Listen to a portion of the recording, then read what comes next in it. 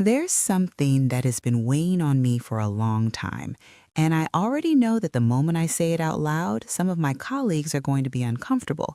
Some will be frustrated, maybe even offended, because what I am about to share goes against a very reassuring story that has taken root in the medical world. A story that works out well for many people, just not necessarily for you, the patient.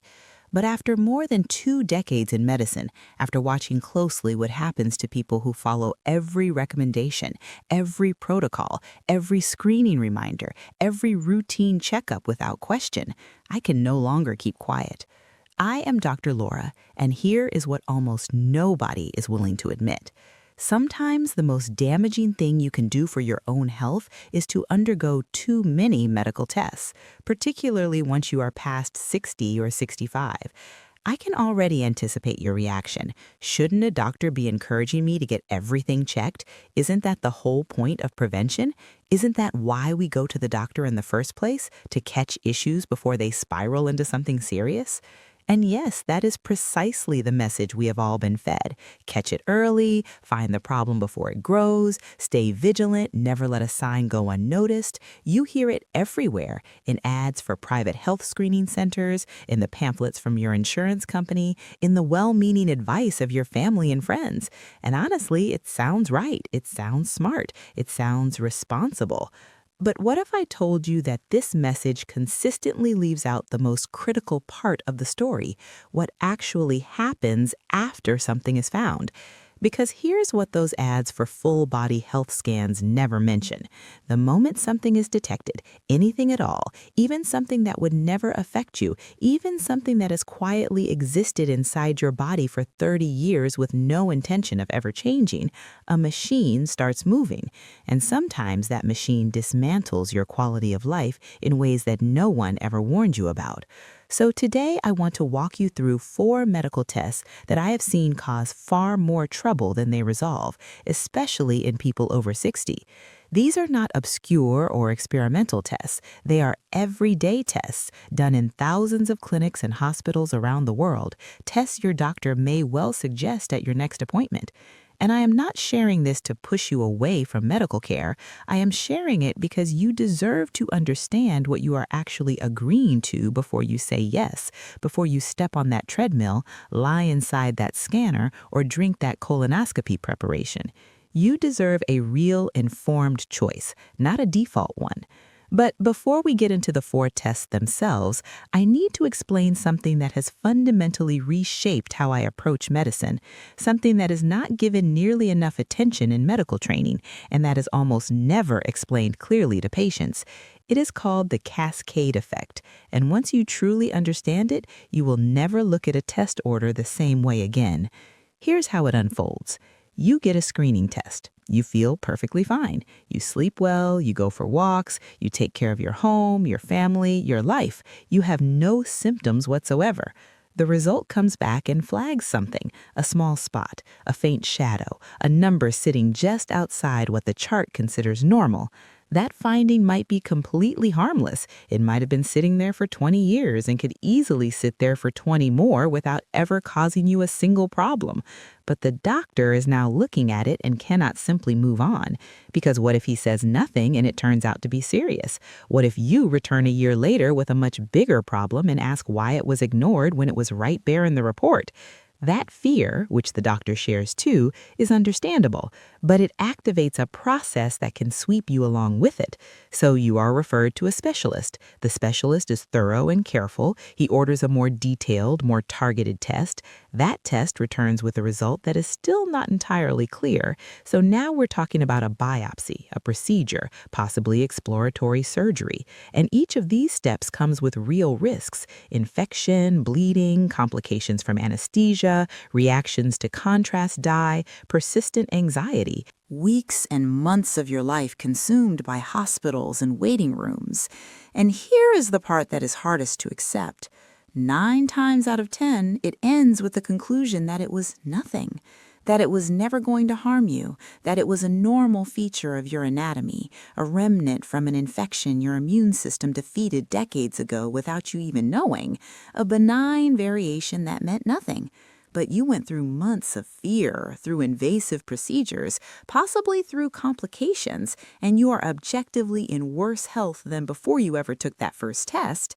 That is the cascade. It does not start with a major decision. It starts with a single test that perhaps did not need to happen, a single ambiguous finding, and from there it builds its own momentum, and you end up watching your own medical story unfold from the outside. Now let us talk about the first test that triggers this cascade again and again. This one is particularly deceptive because it feels so modern, so intelligent, so proactive. I am talking about whole body imaging, full MRI or CT scans that promise to examine everything in a single visit. You've probably seen the advertising. Come in, we scan you from head to toe, we catch problems before they become serious. No needles, no anesthesia, just you inside a machine for about an hour, leaving with a complete internal picture of your health. The appeal of that kind of total overview, of feeling in control, of being ahead of the curve, is completely understandable. It genuinely feels like the responsible thing to do. Except that reality is considerably messier. Say you are 65. You feel good, you stay active, you have no particular complaints. You decide to book this scan simply for reassurance. You lie in the machine for half an hour. A few days later, the results arrive, and somewhere in that report, the radiologist notes something, a tiny nodule in your lung about 3 millimeters, or a cyst on one of your kidneys, or a faint shadow on your liver, or a slight enlargement of something. And the report, in its usual measured language, recommends follow-up imaging in 3 to 6 months. How do you feel reading that? You walked into that clinic feeling healthy. You are leaving knowing that something inside you needs to be watched, something you had no idea existed 48 hours ago and that will now follow you everywhere you go. You probably think about it constantly. Every deep breath reminds you of the lung nodule. Every twinge in your side brings the kidney cyst to mind. Every meal becomes an opportunity to wonder whether you are doing right by your liver. So 3 months later, you return for another scan. Perhaps the finding looks roughly the same. Perhaps it is marginally different. Measurements shift depending on the equipment, depending on the radiologist reading that day. Still no clear conclusion. A biopsy is recommended. And a biopsy is not a minor thing. It means anesthesia. It means a needle guided by imaging into your lung, your kidney, your liver.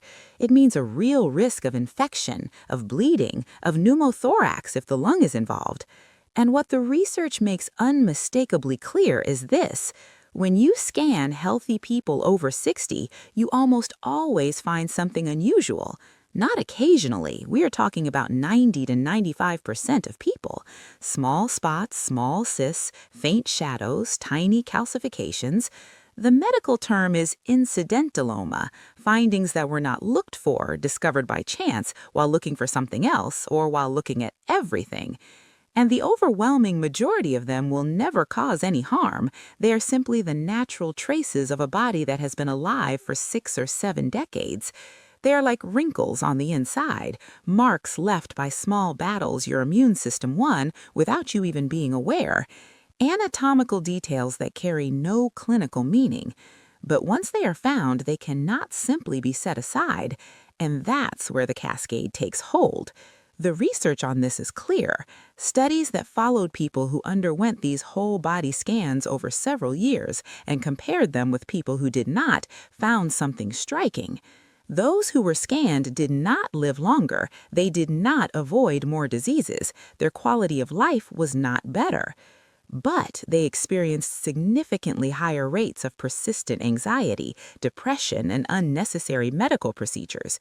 The scan did not improve their health. It made them psychologically worse off and often physically more exposed. So what should you do instead? Because I am not telling you to neglect your health. I am telling you to focus on the right things with the right tools. Rather than looking at images of your organs, pay attention to how your body actually performs day to day. Can you climb 2 flights of stairs without losing your breath? Can you get up from a low sofa without pushing yourself up with your hands? How is your balance standing on one foot? How are you sleeping? Is your appetite steady? Do you generally feel like yourself? These practical, everyday markers tell you far more about your true health than any full-body scanner ever could. If you want a genuine health assessment, sit down with a doctor who treats you as a whole person, someone who reviews every single medication you are taking, one by one, because I can almost guarantee that at least one of them is doing you more harm than good at your age. Someone who discusses your diet, your physical activity, the quality of your relationships, what actually brings you satisfaction in your daily life. Because those things, the quiet, ordinary things that modern medicine often finds too simple to take seriously, are what genuinely determine how you age. The scanner hunts for problems that may not exist. A functional assessment works with the health you already have. Those are fundamentally different approaches. Moving on to the second test, and this one touches something very raw in most of us because it connects directly to one of the deepest fears that comes with aging, the fear of losing our minds. I am talking about brain MRI ordered for mild, occasional memory concerns. Here's a scenario I encounter frequently.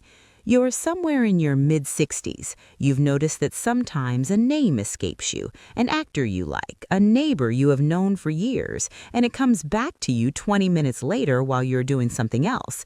Or you walk into a room and momentarily forget what brought you there. Completely ordinary lapses, the kind that happen to people in their 40s too, but that you notice more sharply after 60 because you are more alert to them, more watchful. Your children may be worried. They watch something about Alzheimer's, they know someone whose parent declined quickly. They love you, and they want to be sure nothing is being missed, so they encourage you, sometimes quite firmly, to get a brain scan, just to be safe, just to rule things out. And I understand that anxiety deeply. Nobody wants to contemplate losing their memory, losing themselves, becoming a source of worry for the people they love. That fear is real, and it deserves to be treated with respect. But I need to be direct about something. Ordering a brain MRI for occasional minor forgetfulness is almost never diagnostically useful and very often psychologically damaging. Here's why. The MRI is done. A few days later, you sit in your doctor's office with the report, and that report contains phrases like mild cortical atrophy, age-appropriate white matter changes, small vessel disease, moderate reduction in hippocampal volume. These words sound alarming. They sound like confirmation that your brain is actively declining. But what the report often fails to explain plainly is that these findings are entirely normal for a brain in its 60s or 70s. They are simply what a brain at that age looks like on imaging. It's like photographing your skin under a microscope and being alarmed to find wrinkles, pigmentation changes, and enlarged pores. Of course it does. That is what lived skin looks like. The brain ages too. The problem is that the medical language does not sound normal. It sounds like a disease already in motion. And suddenly, you are carrying through your daily life the belief that you have lesions in your brain, that Alzheimer's is approaching, that the clock has already started, when in reality, you are fine, when your forgetfulness is simply what memory looks like at your age. And here's what makes this genuinely frustrating from a clinical standpoint. Studies consistently show that when you image the brains of fully functional people over 75, more than 90% will have findings that read as abnormal in the radiology report. Yet the great majority of these people have perfectly intact memory and cognition in their everyday lives. The image does not reflect the lived reality. I have known people who were razor sharp, reading several books a month, managing their finances independently, solving complex puzzles with ease, whose MRI report looked quite worrying on paper. And I have seen people with genuine early cognitive decline whose scans looked nearly unremarkable. A brain image is one tool among many. It does not tell us what we often believe it does. So what should you do instead if memory genuinely concerns you? A much more meaningful approach is a simple cognitive evaluation done right in the office. It takes about 10 minutes. You are asked to memorize 3 words and recall them a few minutes later, to draw a clock showing a specific time, to list as many animals as you can in 60 seconds, to count backward from 100 by sevens. These exercises seem straightforward, but they are remarkably informative. And if those tests actually do reveal a real difficulty, then we start looking for causes. And here is something that genuinely surprises many people. The majority of memory problems in older adults have causes that are reversible, or at least significantly improvable. It might be a medication that is dulling your thinking, and I want to be honest, a striking number of older adults are on drugs that do exactly that as a side effect. It could be a vitamin B12 deficiency, extremely common after 60, correctable with a simple monthly injection. It could be depression, which in older people often appears not as visible sadness, but as mental fatigue and slowed thinking. It could be sleep apnea, quietly cutting oxygen to your brain dozens of times every night. It could be a thyroid imbalance. We look at all of these first, simply, directly, and without drama, and you would be genuinely surprised how often resolving one of these restores memory almost entirely without ever needing to interpret a complicated imaging report. Now, if someone is showing clear, progressive, significant decline, getting lost in familiar places, no longer recognizing family members, unable to manage basic daily tasks, that is a different situation entirely. A full evaluation, including imaging, is absolutely appropriate. But for the garden variety forgetfulness that simply comes with being human and getting older, a brain MRI tends to generate far more distress than insight. Now, the third test. This one often catches people off guard because it seems so sensible on the surface. I am talking about the routine cardiac stress test on a treadmill, specifically performing one simply because someone has reached a certain age. Here is a typical situation.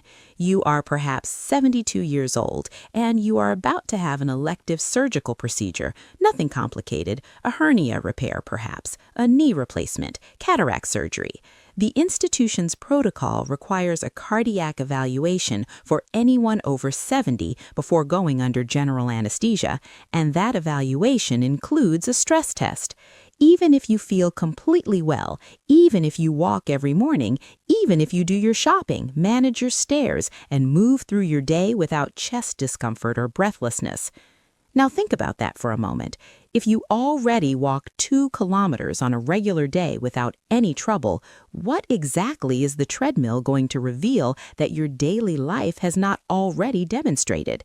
Your life is already a stress test. You are passing it every single day. But institutional protocols have their own logic, and that logic is not always the same as the logic of an individual patient standing in front of you. So you get on the treadmill, and here is where the trouble often starts. Stress tests have a notably high false positive rate in older adults. The test signals a problem that is not actually there, perhaps because your maximum heart rate no longer reaches the thresholds built for younger populations, perhaps because the beta blockers or other medications you take naturally limit how high your heart rate climbs.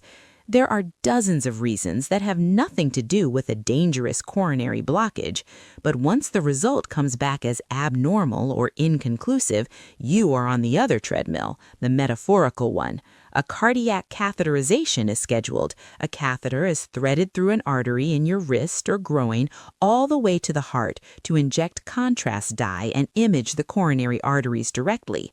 It is invasive. It is done under sedation. It carries genuine risks: hematoma at the puncture site, allergic reaction to the dye, and a small but real risk of stroke or even heart attack caused by the procedure itself. And when they get there, they frequently find exactly what you would expect inside a 72-year-old heart that has beaten 3 billion times. Some plaque on the artery walls, a modest narrowing here and there, nothing that needs a stent, nothing that was about to cause a heart attack tomorrow, but now you have been through an invasive procedure. And perhaps worse, your medical records now carry the label of coronary artery disease. A heavier medication regimen follows, and the psychological toll is real. Maybe you used to play tennis twice a week. Now you're hesitant to push yourself. You slow down on the stairs. You approach physical effort with anxiety rather than confidence. And that progressive withdrawal from activity will itself, over time, genuinely harm your cardiovascular health. The test designed to protect you has instead taken something from you: your confidence, your habits, sometimes your sense of freedom. What should you do instead?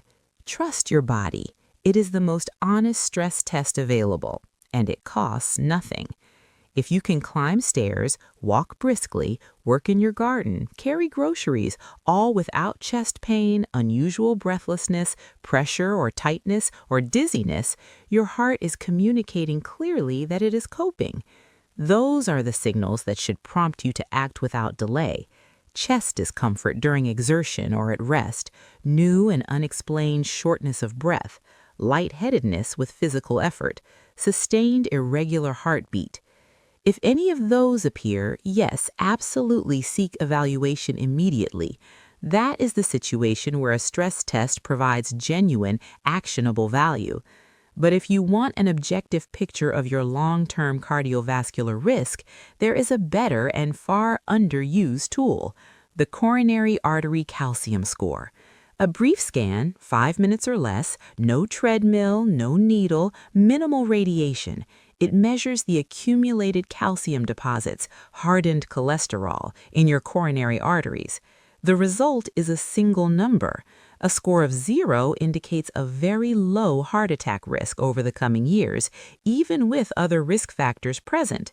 A high score tells you that serious, sustained attention to prevention is genuinely necessary through diet, exercise, and potentially medication. But here's the key difference. The calcium score informs prevention. It does not automatically trigger a pipeline of invasive procedures. It puts the decision back in your hands rather than sweeping you into a sequence of interventions. And now the fourth test. I know this one will generate the most pushback. I'm talking about routine colonoscopy after the age of 75, specifically continued routine colonoscopies in people whose previous ones were normal and who carry no particular risk factors. Let me be clear from the start, I am not arguing against colonoscopies as a tool. They are genuinely valuable, and I fully support them starting around age 45 to 50. They prevent colorectal cancer by identifying and removing polyps before they have the chance to become malignant. That is real prevention, and it works. If you are in your 50s, 60s, or early 70s and you are overdue, go and have it done. No hesitation. But here's a reality that medicine is increasingly honest about. Every medical test is a balance between benefit and risk, and that balance shifts with age, sometimes significantly. The benefit of a colonoscopy is preventing a cancer that, if it develops, typically takes 5 to 10 years to progress to a life-threatening stage. If you are 78 or 80 years old, does that benefit still justify the risks involved? That is the genuine question that deserves an honest answer, because colonoscopies carry risks that increase meaningfully with age. First, the preparation, the large volume of liquid consumed the night before, which can leave an older person severely dehydrated and weakened, sometimes enough to require a hospital stay.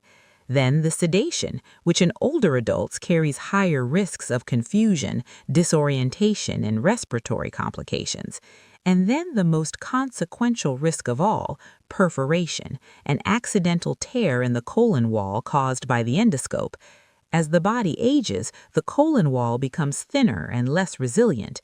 The risk of perforation roughly doubles or triples after 75 compared to a person in their mid-50s. And a perforation is an immediate surgical emergency. It means immediate abdominal surgery within hours, sometimes a temporary or permanent colostomy, a stoma bag attached to the abdomen. For someone in their 80s, that kind of surgical complication can mark the end of independent living, the beginning of a dependency that should never have happened. Now, weigh that against the actual expected benefit. You're trying to prevent a cancer that would take years to progress to a symptomatic, life-threatening stage. If your realistic life expectancy is under 10 years, the arithmetic no longer holds. The risks of the procedure may genuinely outweigh the benefits. That is not pessimism. That is honest medical reasoning. That is precisely why most major medical bodies now recommend stopping routine colorectal screening somewhere between 75 and 85 for people without specific risk factors. This is not a rigid rule for everyone. If you have a strong family history of colorectal cancer, if previous colonoscopies found adenomatous polyps, if you have a chronic inflammatory bowel condition like Crohn's disease or ulcerative colitis, the calculation changes entirely, and continued endoscopic monitoring remains well justified. But for the typical 78-year-old with no relevant history, whose last colonoscopy a decade ago was completely clear, continuing routine procedures is most likely causing more harm than benefit. What should you do instead? Watch carefully for symptoms. This matters enormously and must never be dismissed. Persistent changes in bowel habits, unexplained alternating patterns of diarrhea and constipation, blood in the stool, unexplained abdominal discomfort, unintended weight loss, or iron deficiency anemia without a clear cause, any of these warrant investigation regardless of age. At that point, age becomes secondary. A diagnostic colonoscopy is the right response to understand what is happening. And invest seriously in what you eat. It remains one of the most powerful things you can do for your colon at any age. Eat fiber, generously. Fruits, vegetables, legumes, whole grains. Fiber nourishes the beneficial bacteria in your gut. Those bacteria produce short-chain fatty acids that actively protect the colon lining against inflammation and malignant change. More lentils, more broccoli, more oats, more apples eaten with the skin on, more beans of every kind.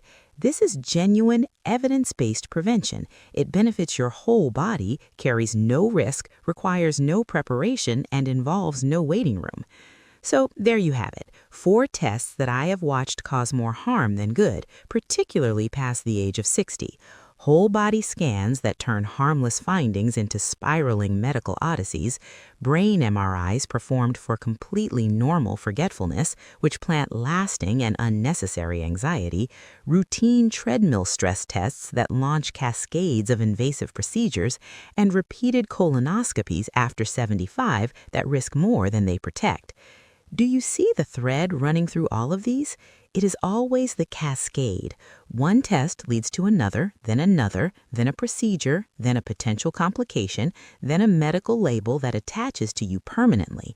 And somewhere in that chain, the question that should have been asked at the very beginning gets quietly buried. Is this person actually doing better? Has their life genuinely improved? Because what 22 years in medicine has taught me is this: health is not a set of numbers on a page. Health is function. It is the ability to do what matters to you, to be present with your grandchildren without a background hum of medical anxiety, to take a walk on a clear morning and feel glad to be alive, to read, to cook for people you love, to travel, to inhabit your life fully without unnecessary medical interference and without the chronic weight of ambiguous results. The goal at 65, 70, or 80 is not to survive at any cost. It is to live well, with independence, with dignity, with genuine joy. And sometimes the most protective thing you can do is decline a test that would send you into a tunnel you never needed to enter. I am not telling you to walk away from medical care. I am telling you to be a thoughtful, engaged, genuinely informed patient. Before agreeing to any test, ask why it is being recommended. Ask what actually happens next if the results show something. Ask what risks the test itself carries. Ask whether a less invasive option exists. Ask how the result will change your care in your specific situation. And then decide based on what truly matters to you. Not out of fear, not under pressure from people around you, not because a protocol designed for statistical populations says so. You are the one living inside your body, not a protocol, not a computer reminder, not a generic guideline. You. And the more clearly you understand what you are agreeing to, the better your decisions will be. If this has given you a different way of thinking about medical tests, share it with someone who might benefit, a parent, a close friend, someone facing an important medical decision. And if you want more of these honest conversations about health and medicine, subscribe because I am going to keep having them. I believe they matter. Tell me in the comments, have you ever felt steered toward a test that did not quite feel necessary? Have you ever found yourself caught in a medical cascade you wished you could have stepped off of earlier? I read every comment. Your experiences inform mine just as much as mine might inform yours. Thank you for staying with me to the end. Take good care of yourselves.